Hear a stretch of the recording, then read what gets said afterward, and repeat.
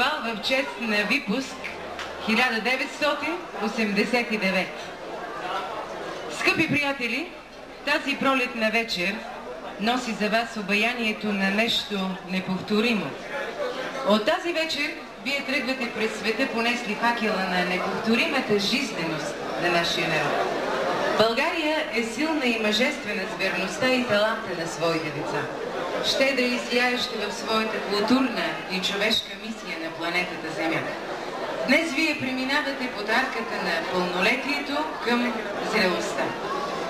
В славно време се провежда вашия абитуриентски бал. Точно сега, когато обновителните процеси на преустройство съзиждат утрешния ден на нашата страна. Много са пътищата в живота. Много са въпросите, на които трябва сами да си отговорите.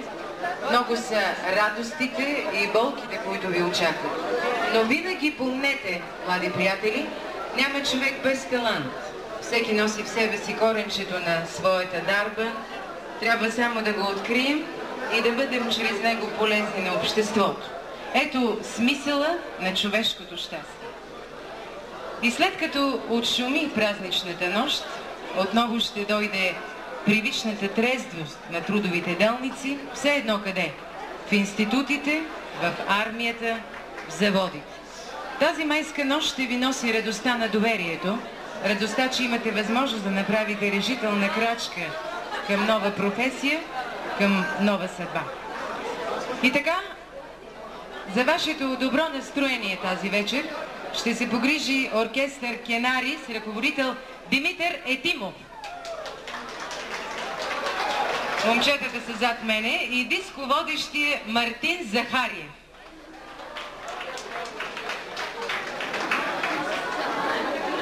Дисководещия Мартин Захариев.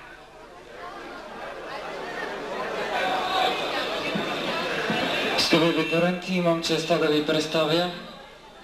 За тези от вас, които са по-досетливи, това ще е излишно, но за тези, които не са. Лили Банкова.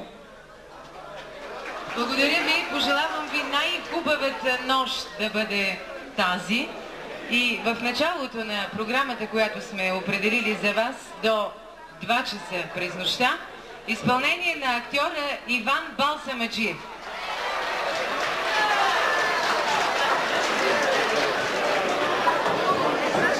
Добър вечер! Честит празник! Позволете ми да ви представя моята колежка и приятелка Рени Зарева!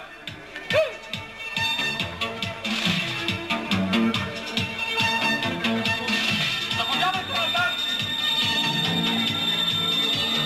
Ще танцуваме до зори тази вечер! Заповядайте! Отлетя!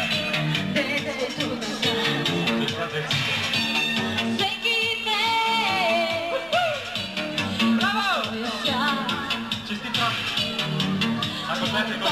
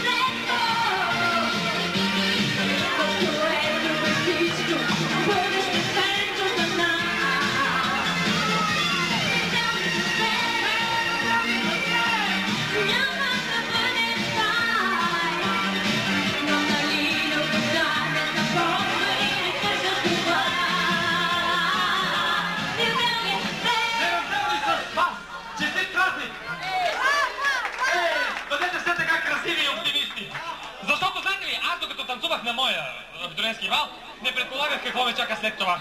А ме чакаше едно дълго кандидатстване в консерваторията. Там съм кандидатствал 4 години и